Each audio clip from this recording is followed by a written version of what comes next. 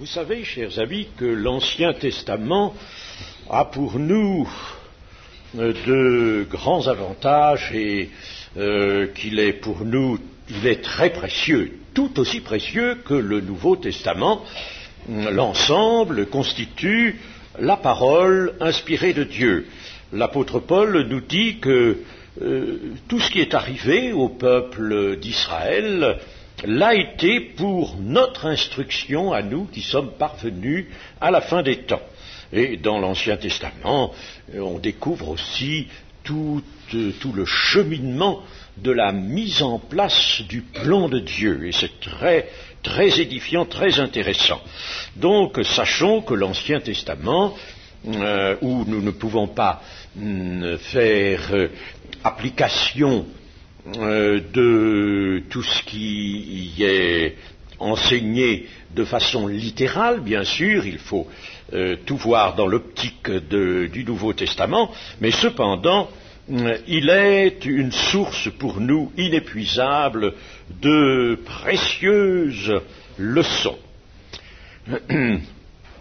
Nous allons lire dans le livre de Josué au chapitre 6, livre de Josué, chapitre 6, et au verset 26 et 27. Ce fut alors que Josué jura en disant: Maudit soit devant l'Éternel l'homme qui se lèvera pour rebâtir cette ville de Jéricho. Il en jettera les fondements au prix de son premier-né, et il en posera les portes au prix de son plus jeune fils. L'Éternel fut avec Josué, dont la renommée se répandit dans tout le pays. Amen. La conquête de Jéricho venait donc d'être réalisée. Vous savez ce qu'elle a été, cette conquête. Véritablement une action entièrement conduite par Dieu et le déploiement merveilleux de la puissance divine. Et Josué avait brûlé la ville, voyez au verset 24, au-dessus de notre lecture, ils brûlèrent la ville et tout ce qui s'y trouvait, seulement ils mirent dans le trésor de la maison de l'Éternel l'argent, l'or et tous les objets d'airain et de fer. Josué laissa la vie à Rahab la prostituée, à la maison de son père et à tous ceux qui lui appartenaient. Elle a habité au milieu d'Israël jusqu'à ce jour parce qu'elle avait caché les messagers que Josué avait envoyés pour explorer Jéricho. Mais tous les autres êtres vivants avaient été dévoués par interdit, c'est-à-dire passés au fil de l'épée. Cette ville de Jéricho était située à 8 kilomètres environ du Jourdain et à 28 kilomètres de Jérusalem. Elle était séparée de la capitale, Jérusalem, par une contrée rocheuse et déserte, ce que met fort bien en évidence la parabole du Seigneur Jésus du bon Samaritain. Les environs de Jéricho étaient fertiles. Le livre du Deutéronome, en son chapitre 34 notamment, nous la montre comme la ville des palmiers. Il y avait beaucoup de palmiers. Quant à Joseph, l'historien, il nous dit que la ville était au milieu d'un paysage magnifique, un paysage verdoyant, qu'il y avait des productions très riches, notamment une production de miel. On y jouissait d'un climat délicieux, comparable à celui d'Élim, dont nous parle le chapitre 15 de l'Exode. Il y avait des parterres fleuris. Enfin, c'était, selon cet historien, un véritable paradis terrestre. Dieu avait livré Jéricho à Josué, et maintenant la ville était brûlée. Tous les habitants, tous les êtres vivants qu'elle contenait avaient été mis à mort. Et Josué alors prononce la malédiction que nous avons lue. cette malédiction, il lui est possible de la proférer en qualité de prophète, bien sûr. Voilà, c'est pas quelque chose que Josué n'a pas pris sur lui. C'est en qualité de prophète. Il jure même, ce qui est excessivement grave. Josué jura en disant: maudit soit devant l'Éternel l'homme qui se lèvera pour rebâtir cette ville de Jéricho. Il jure par inspiration, et c'était donc bien là une parole de Dieu. Dieu voulait que la ville de Jéricho ne soit jamais reconstruite. Jamais. Il l'avait livrée, il avait ses raisons. Au sein de cette ville sévissait une corruption épouvantable. Un comble avait été atteint. Dieu voulait donc que cette ville soit comme séparée définitivement de toute existence, de toute vie. Elle était condamnée à une ruine irrévocable. Et c'était là une volonté de Dieu.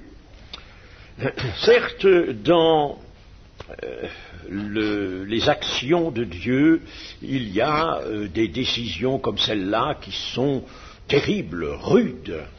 Mais il faut que nous acceptions tout. Dans la parole de Dieu, il y a des angles vifs.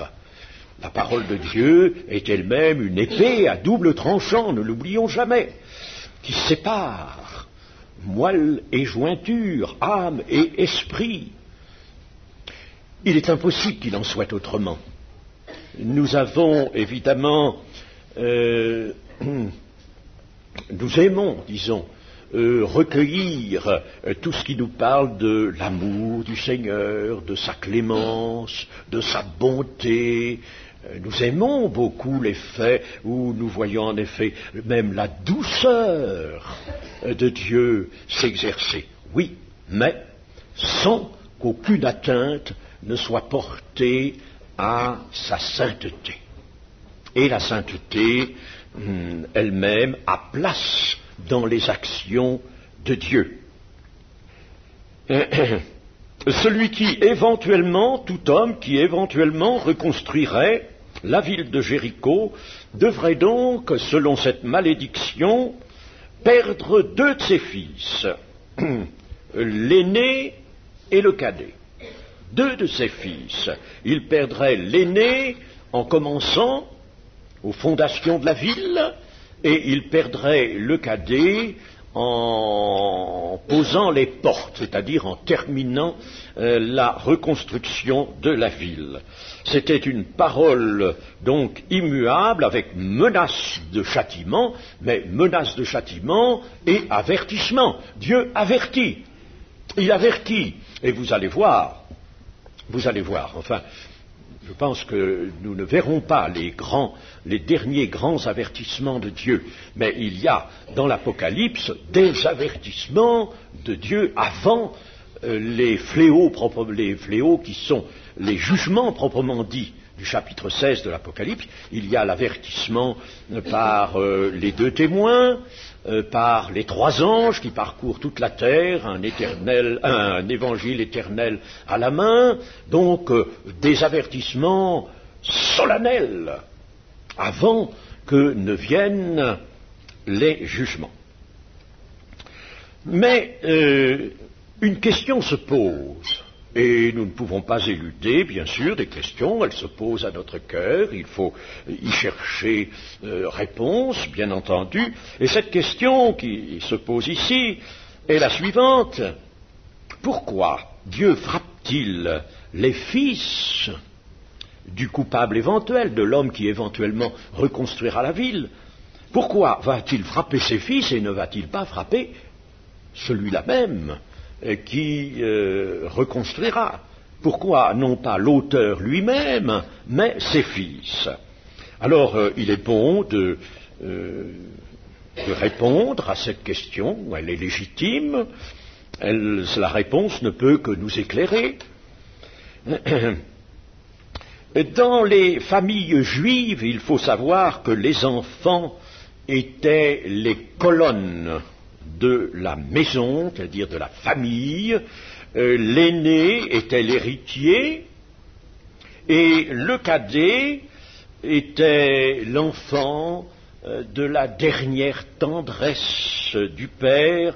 Nous pensons à Jacob notamment et à ses fils Joseph et Benjamin. Vous savez quelle est la douleur de Jacob lorsqu'on lui apporte la tunique de Joseph maculée de sang.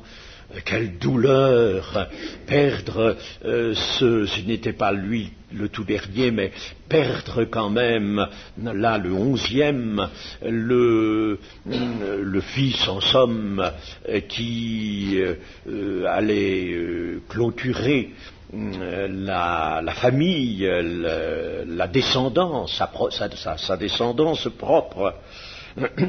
Tous les hommes, bien sûr, sont coupables devant Dieu quand ils veulent faire leur propre volonté et qu'ils désobéissent.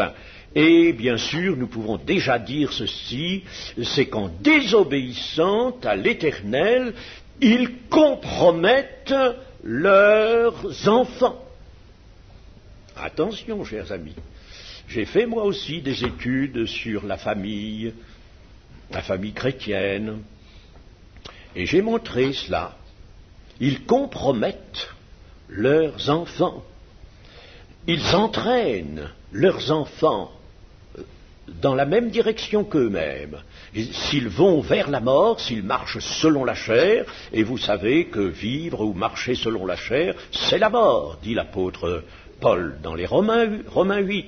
Alors, s'ils vivent ainsi, eh bien, ils entraînent leurs enfants vers la mort, au lieu de les entraîner vers la vie. Et cela est d'une grande importance. Combien il faudrait que les parents chrétiens réfléchissent profondément à ces choses. On ne laisse pas le temps venir et on doit placer dans les heures ou dans les journées que le Seigneur nous donne des choses précieuses. Pour cela, il faut méditer, réfléchir. Quelle va être notre conduite? On ne se laisse pas entraîner au fil des heures, mais on meuble le temps que Dieu nous donne de bonnes choses et notamment d'obéissance. Voilà déjà un premier élément de réponse à la question que nous avons posée et qui est pourquoi frapper les fils et non pas le coupable. Mais nous pouvons dire encore ceci. Un enfant qui meurt n'est pas nécessairement perdu.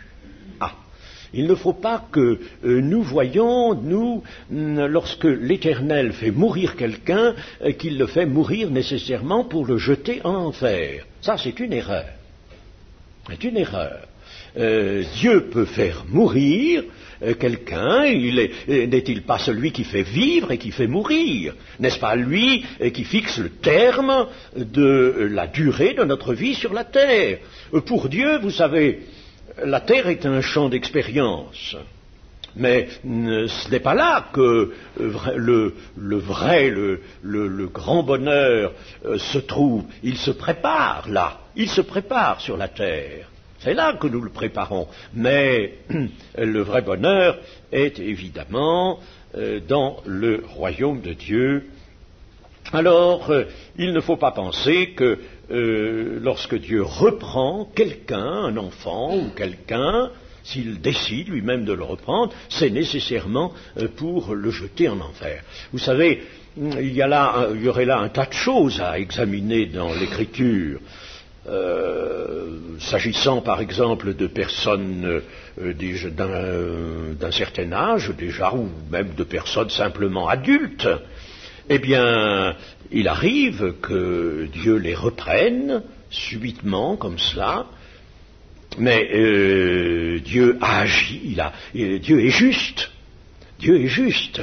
et il a donné à chacun sa possibilité, la possibilité de découvrir la voie du salut. Et puis alors, il y a cette fameuse parabole des ouvriers de la dernière heure, de la 11e heure.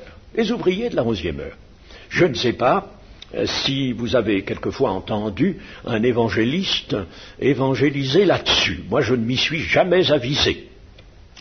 À évangéliser sur les ouvriers de la 11e heure, parce qu'il faudrait arriver à conclure de la manière suivante. Écoutez, si vous n'êtes pas sauvé à la première, à la 2e, à la 3e heure, attendez toujours et vous serez peut-être sauvé à la 11e heure, n'est-ce pas? Vous voyez qu'on ne peut pas évangéliser là-dessus. Par conséquent, si je dis cela, c'est pour montrer que cette parabole a une autre destination. Et là, effectivement, une autre destination. Elle n'est pas un élément qu'on puisse employer pour l'évangélisation, mais elle signifie ceci, c'est que Dieu, lui, se réserve de donner à l'ouvrier de la 11e heure le même salaire qu'à celui qui est venu tout au commencement et qui a subi toute la chaleur du jour, qui a effectué tout le travail, a supporté tout le travail, il lui donne le même salaire.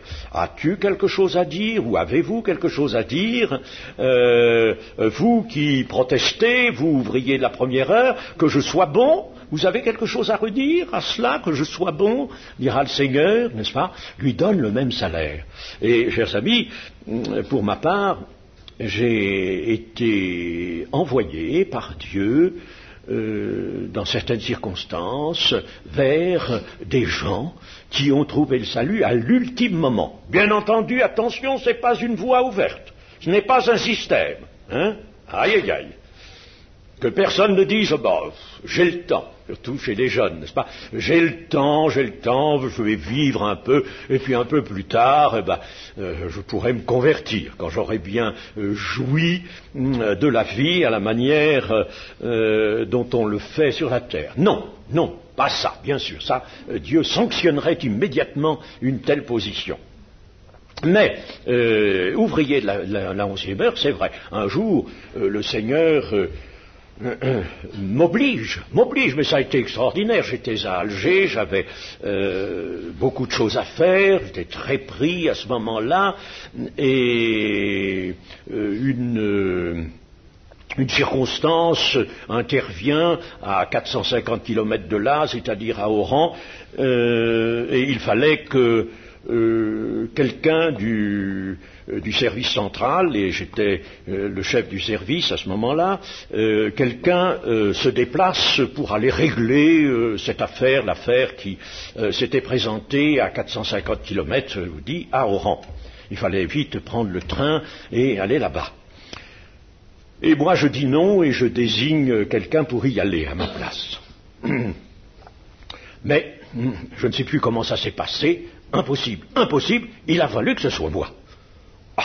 Alors j'étais mécontent d'abandonner mon travail, les choses que j'avais en cours pour aller régler cette affaire-là, prendre le train comme ça. Mais j'ai pris le train. Et je suis parti. J'ai été obligé, je vous dis, et je l'ai fait en marmonnant. Et quand je suis arrivé à Oran, il y avait ma belle-sœur qui m'attendait à la gare, chose absolument inhabituelle.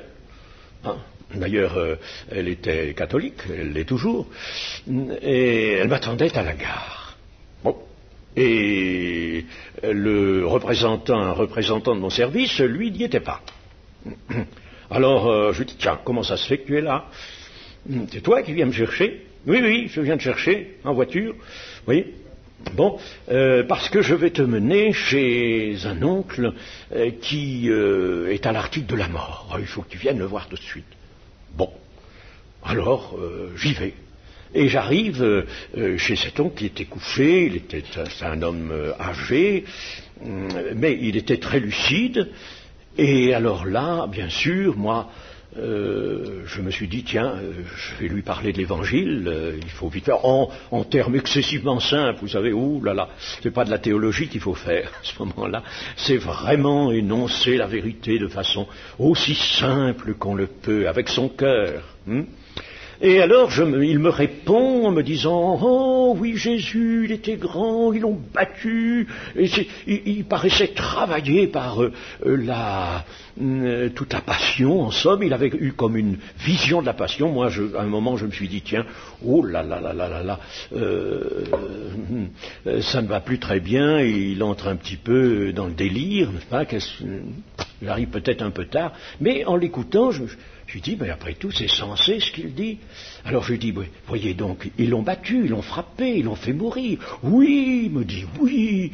Et alors on sentait qu'il était vraiment travaillé intérieurement pour cela. Alors je lui dis, mais savez-vous que c'est pour vous, pour moi, pour vous, qu'il est mort? Et c'est pour moi. Alors là, n'est-ce pas, ça a été quelque chose d'extraordinaire. Oui, c'est pour vous, c'est pour que vos péchés vous soient pardonnés, etc. Voilà cet homme qui est mort dans la foi, un ouvrier de la 11e heure. Et le Seigneur Jésus, donc, m'avait envoyé juste là, à l'ultime moment, et j'ai eu encore d'autres occasions du même ordre, voyez. Les ouvriers de la 11e heure. Donc attention, souvent nous sommes imprudents dans notre langage, nous disons telle personne, oui, elle est sauvée, elle est partie parce qu'elle était dans les rangs de l'Église. Et puis après, n'est-ce pas, telle autre personne, nous dirons, oh ça, cette personne-là, alors là, n'est-ce pas, ou alors nous poserons la question, croyez-vous que cette personne n'est pas sauvée, n'est-ce pas? Ou bien alors on présentera une catégorie de gens, mais alors ces gens-là, les gens ils ne sont pas sauvés, ils vont en enfer, etc. Ne jugeons pas cela ne nous appartient pas. Après la mort, rien ne nous appartient, chers amis, nous n'avons pas à en décider nous-mêmes. Mais il faut dire que Dieu est libre, lui, d'utiliser, comme il l'entend, la rédemption qui est en Jésus-Christ. N'est-ce pas à lui? N'est-ce pas à lui cette rédemption? Cela lui appartient. Alors, un enfant qui meurt n'est pas nécessairement perdu. La perte d'un enfant, d'autre part, punit un père gravement, bien plus que sa propre mort. Et c'est là peut-être même qu'on peut dire, l'enfant que Dieu va reprendre, ce n'est pas pour le jeter en enfer. Dieu a des possibilités. Écoutez, ce n'est pas à nous. Nous avons un message qui est d'annoncer le salut par la foi en Jésus-Christ, et c'est tout. Nous n'avons pas d'autre chose à faire. Mais Dieu, lui, est en possession de la rédemption et peut l'utiliser librement selon sa justice et sa sagesse. Nous rappelons David. David aurait préféré mourir à la place de son fils. Cet enfant qui était né de Bathsheba, le premier enfant, Bathsheba, la femme d'Uri, et qui mourut. David jeûna et pria pour l'enfant, couché par terre pendant 7 jours. Et après, la parole de Nathan, eh bien alors, David, quand l'enfant fut mort, il se leva, il s'habilla, il reprit ses habitudes, mais il avait beaucoup souffert du décès de cet enfant. Alors, la reconstruction de Jéricho, cette reconstruction, quelqu'un va oser affronter la malédiction de Dieu. Et ce quelqu'un, nous le trouvons mentionné dans le premier livre des rois, au chapitre 16 et au verset 34. Chapitre 16 et verset 34 du premier livre des rois. De son temps, Hiel de Béthel bâtit Jéricho. Il en jeta les fondements au prix d'Abiram, son premier-né, et il en posa les portes au prix de Ségub, son plus jeune fils, selon la parole que l'Éternel avait dite par Josué, fils de Nun. Hiel de Béthel, et cela était du temps d'Akab. Vous voyez, en remontant quelques versets, au verset 29, nous voyons que nous étions là dans le règne d'Akab, fils d'Omri, qui régnait sur Israël, c'est-à-dire sur les 10 tribus, et qui régna 22 ans à Samarie. Il avait pour femme la fameuse Jézabel. Et en lisant ces quelques versets, nous voyons que ce roi avait fait pire que tous ceux qui l'avaient précédé. Il avait fait ce qui est mal aux yeux de l'Éternel, plus que tous ceux qui avaient été avant lui. Il alla même servir les Baals et se prosterner devant lui, élevant un autel à Baal dans la maison de Baal qu'il avait bâtie à Samarie, et il fit une idole d'Astarté. Voilà ce roi, voilà ce règne de 22 ans, et pendant cette période d'apostasie abominable, eh bien, un homme riche, considéré, qui a l'oreille du roi, Hiel de Béthel, va oser reconstruire Jéricho. Et ce nom est pourtant magnifique, extraordinaire, puisque Hiel signifie en hébreu la vie de Dieu. La vie de Dieu. Porter un tel nom. Nous voudrions bien le porter, ce nom-là, n'est-ce pas? Mais nous portons le beau nom de chrétien. Attention, nous, de ne pas nous égarer et de faire ce que Dieu a décidé qu'on ne ferait plus jamais. Alors, sous cet homme, 537 ans environ après la malédiction. En effet, la prise de Jéricho par Josué remonte à 1406 avant notre ère, et le règne d'Akab, lui, se situe de 874 à 553, et alors il y a eu donc une distance de temps de 532 à 553 ans par rapport à la malédiction de Josué. Et comme cette reconstruction arrive vers la fin du règne d'Akab, on peut dire qu'il y avait environ 537 ans que la malédiction avait été prononcée par Josué. Alors, voici que donc Hiel obtient le consentement du roi Akab pour reconstruire Jéricho, les moyens aussi certainement, le commencement de cette reconstruction semble aller très bien, mais c'est pourtant là le commencement d'une grave désobéissance, et le commencement du mal est toujours quand la parole de Dieu perd sa force en nous. La parole de Dieu n'avait plus force, elle n'avait plus autorité. On la connaissait, on la lisait. Elle n'avait plus aucune force, aucune autorité. Chers amis, c'est un danger, cela. Dans l'Église, aujourd'hui, que la parole de Dieu n'ait plus sa force, en toute partie, chers amis, en toute partie. Ou bien, alors, comme le disent aujourd'hui des modernistes, ou bien alors, la parole de Dieu est dans la Bible, mais la Bible n'est pas toute la parole de Dieu, et nous ne partageons pas ça, nous sommes des fondamentalistes, et nous disons que toute la Bible est la parole de Dieu, et nous croyons à l'inspiration verbale, c'est-à-dire au mot près. Verbal, du latin verbum, au mot près. Alors, attention que la parole ne perde pas, ou certaines parties de la parole ne perdent pas autorité en nous. Et cela se présente déjà maintenant, chers amis. Si je le dis, si je l'affirme, c'est parce que je le vois. Je le vois. Certaines parties de la parole, nous disons toujours que la Bible est entièrement la parole de Dieu et que cette parole est inspirée. Mais attention, il y a certaines parties, même du Nouveau Testament, qui perdent autorité. Et on passe dessus. On n'obéit pas. Il y a des choses qu'on laisse de côté et auxquelles des prescriptions, des enseignements auxquels on refuse d'obéir parce que la parole, je dis, a perdu sa force dans nos cœurs. C'est très grave. Vous savez, la désobéissance est quelque chose qui est amené par la tentation.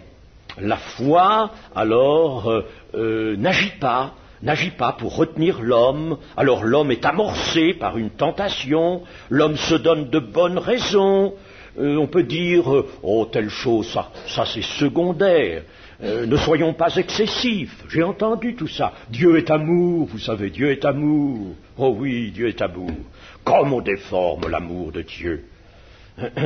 J'ai entendu le doyen d'Aix, Pierre Courtial, qui est un homme dont la foi est très ferme et qui dit et écrit d'excellentes choses. Pierre Courtial, le directeur des études, doyen de la faculté de théologie d'Aix-en-Provence. Et je me rappelle dans une conférence, il disait ceci: je n'ose plus employer le mot amour, je n'ose plus, tellement on fait dire à ce mot ce qu'il ne devrait jamais dire. On fait entrer dans la conception de l'amour des choses qui n'y ont pas place. Alors, c'est à peine si on ose employer ce mot. Et c'est vrai, malheureusement, c'est vrai. Et souvent, au nom de l'amour de Dieu, que l'on accepte des compromis, des choses qui sont complaisantes, des attitudes complaisantes, mais qui entrent dans la désobéissance à la parole de Dieu. Et pourtant, la parole de Dieu ne vieillit jamais. Elle est éternelle, elle ne vieillit jamais. 537 ans après la malédiction de Josué, cette parole avait la même force qu'au commencement, qu'au moment où elle sortait de la bouche de Josué. Mais Hiel, lui, ne s'intéresse pas à cette parole. Cette parole, il la connaît, mais il ne s'y arrête pas. Elle n'a plus de force pour lui. Et il pose les fondations. Alors, qu'arrive-t-il? Évidemment, beaucoup d'ouvriers sont là sur le chantier au travail, on a creusé, on met des pierres dans les fossés, et puis alors tout à coup, on voit un coureur. C'était ainsi que les nouvelles étaient portées à ce moment-là. Un coureur arrive. Alors quelqu'un du chantier dit, tiens, un coureur, il y a une nouvelle. Alors, on s'arrête, on s'attend, le coureur arrive, et que va-t-il dire? Quel est son message? Il va apprendre à Hiel que son fils aîné vient de mourir. Tu sais, ton fils vient de mourir. Ah! Alors, que va faire ce père? Va-t-il s'arrêter? Va-t-il comprendre? Non. Il va pleurer, il va être désolé, il y aura un deuil, mais on va continuer de construire. Il n'écoute pas l'avertissement. Son cœur n'est plus capable de foi sur la parole de Dieu. Il ne croit pas que cette mort soit un avertissement. Mon cher Samy, maintenant, quelquefois dans la vie de l'Église, il y a des avertissements qui interviennent et on ne les reçoit pas, on ne croit pas cela.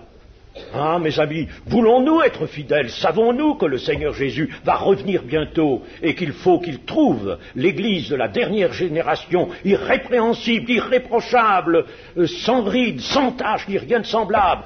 Avons-nous lu cela? Bien sûr, pour arriver à cela, le Seigneur aura mis sa main, mais il désire que nous nous offrions à son action sanctifiante et que nous soyons surtout obéissants. Quelle est ma mère, quel est mon frère, quelle est ma sœur, a dit un jour le Seigneur Jésus en montrant son auditoire, ceux qui écoutent la parole de Dieu et qui la mettent en pratique. Mon frère, c'est celui qui obéit, qui accomplit la parole de mon Père. C'est celui-là qui est le frère ou le disciple du Seigneur Jésus. On continue de construire cette Jéricho, et voici que ce Hiel va obliger Dieu à aller jusqu'au bout de son châtiment, jusqu'au bout de sa réprobation. Alors, on pose la dernière pierre, la ville est sortie de terre, elle a monté, elle est toute neuve, c'est dans la joie que l'on se prépare à fêter la réussite, quand un jour encore, on voit un coureur venir. Ah, voilà un coureur qui arrive. Ah, on attend son message. Et son message est encore pour Hiel. Et il vient lui dire, tu sais, ton fils, le plus jeune, le cadet, vient de mourir. Il vient de mourir. Et c'était quelque chose vraiment de terrible, terrible dans une famille. Il vient de mourir. Hiel a pleuré, il a gémi, peut-être a-t-il contesté même Dieu. Celui qui désobéit ne peut pas comprendre la justice de Dieu. Alors évidemment, il s'élève contre Dieu. Il ne peut pas comprendre. Chers amis, nous ne pouvons comprendre la justice de Dieu que si nous sommes fidèles. Fidèles déjà dans notre cœur, essentiellement. Fidèles de cœur et fidèles, bien sûr, dans notre vie, dans notre action. Eh bien, la conclusion de ceci, vous la voyez venir, elle est simple. Ne rebâtissons pas Jéricho. Ne rebâtissons pas Jéricho. Ne rebâtissons pas ce que Dieu a maudit et a entendu maintenir hors de la vie, dans l'inexistence. Alors, quel Jéricho pourrions-nous reconstruire, nous? Eh bien, notre vie précédente. Quelques aperçus de notre vie précédente, d'abord, notre vie précédente. Alors, nous pourrions revenir peut-être à ce que nous avons vomi, insensiblement. Donc, notre vie précédente, qui, elle, a été exclue, qui est la vaine manière de vivre, dont nous avons été séparés. Il y a une séparation lors de notre conversion. Attention de ne pas la reconstituer petit à petit par un affaiblissement de la foi. Par un affaiblissement de la foi, tout simplement. Avec de belles raisons. Ne rebâtissons pas l'Église infidèle. Ne rebâtissons pas en nous l'amour du monde, l'attrait pour le monde. Ne rebâtissons pas la chair, bien sûr, et tout ce qu'elle comporte. Attention que nous ne rebâtissions pas, nous, Jéricho. Il y a des choses que Dieu a séparées de nous, il nous a séparés de ces choses, et il ne veut pas que nous les reconstituions. Dieu les a condamnés à n'être plus avec nous, ni en nous.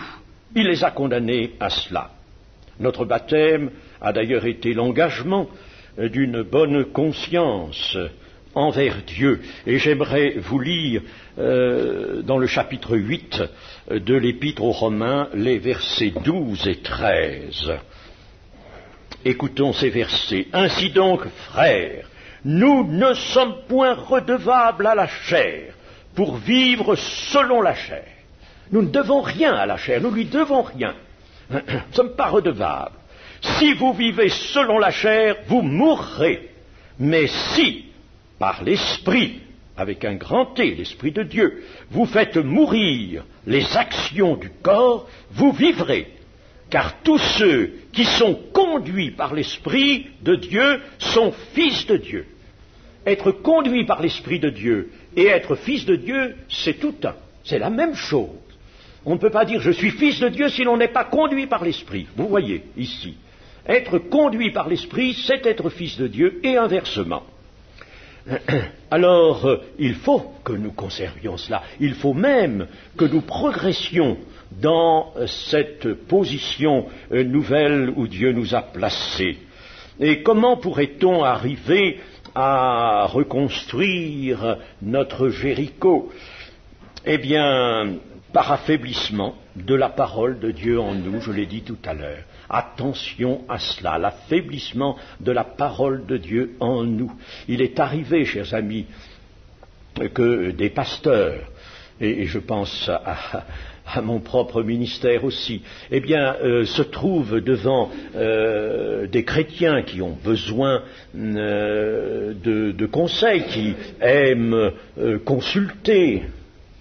Alors, il est arrivé que, bien sûr, on dise à ces chrétiens, écoutez, voyez, il y a tel et tel passage de l'Écriture qui vous concerne bien dans la situation où vous êtes. Regardez, voilà ce que Dieu vous demande. Voyez, vous demande ça. Eh bien, chers amis, il m'est arrivé plus d'une fois que la personne en face de moi ne me réponde pas là-dessus, et même semble ne pas écouter. Alors quelquefois, à la fin, je suis devenu un petit peu ferme. Je lui dis, mais enfin, n'entendez-vous pas la parole de Dieu? Je vous cite la parole de Dieu. Elle est tout à fait celle dont vous avez besoin dans la difficulté qui se présente pour vous. Est-ce que vous voulez ou vous ne voulez pas vraiment la recevoir, cette parole? Eh bien, j'ai remarqué ainsi que la parole de Dieu, dans certaines de ses parties, est quelquefois affaiblie dans les cœurs. Attention à cela. Chers amis, c'est quelque chose de grave. Et puis, il peut y avoir l'affaiblissement, bien sûr, de la foi. L'apôtre Paul dit, examinez-vous pour savoir si vous êtes dans la foi. Et enfin, comme autre raison, il y a l'intrusion de pensées pernicieuses. Nous sommes dans un temps, comme le Seigneur Jésus l'a dit, un temps où la tentation s'étend sur le monde entier. Et là, il faut que nous gardions la parole de persévérance en Jésus, parce que tu as gardé la parole de persévérance en moi, moi aussi je te garderai au temps où la tentation s'étendra sur le monde entier. Et nous croyons que nous sommes en ce temps-là.